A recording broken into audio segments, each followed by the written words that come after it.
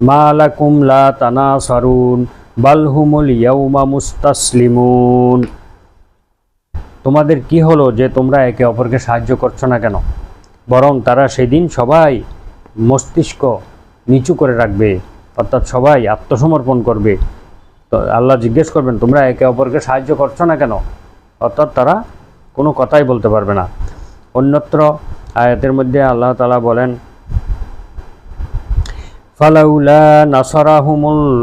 ফালাউলা নাসারাহুমুল্লাযীনা ইত্তাখাযু মিন দুনিল্লাহি কুরবানান আলিহা বাল দাল্লু আনহুম।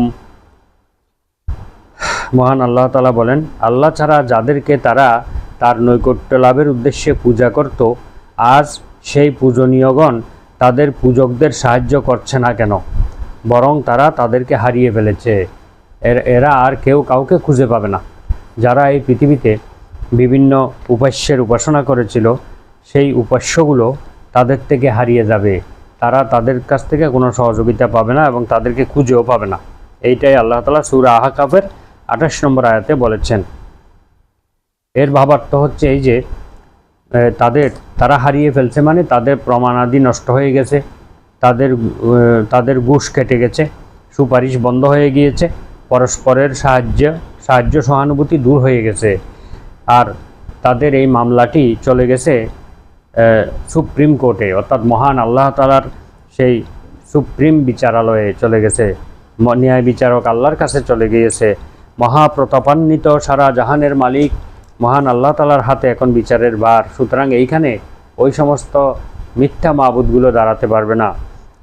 যে আল্লাহর বিচারালয়ে সুপারিশকারীদের সুপারিশ, সাহায্যকারীদের সাহায্য কোনো কাজে আসবে না, বরং সমস্ত পাপের প্রায়শ্চিত্ত, সমস্ত পাপের শাস্তি ভোগ করতে হবে। তবে বান্দার প্রতি তার পরম করুণা ও দয়া এই যে তাদেরকে তাদের পাপের প্রতিদান তিনি পাপের অনুরূপই দিবেন, বেশি দিবেন না। আর পুণ্যের প্রতিদান তিনি কমপক্ষে 10 গুণ দিবেন, আর বেশির মধ্যে 700 গুণেরও বেশি দিবেন বলে পবিত্র কোরআনে উল্লেখ রয়েছে।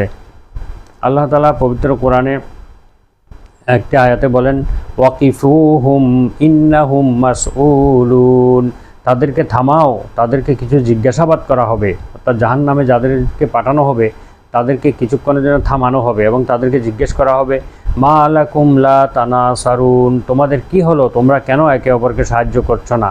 বাল হুমুল ইয়াউমা মুস্তাসলিমুন, বরং সেদিন তারা সবাই মাথা নিচু করে থাকবে, আত্মসমর্পণ করবে, কিছুই বলার থাকবে না। এসেছে ইয়াউমা ইয়াফিরুল মারউ মিন আখি।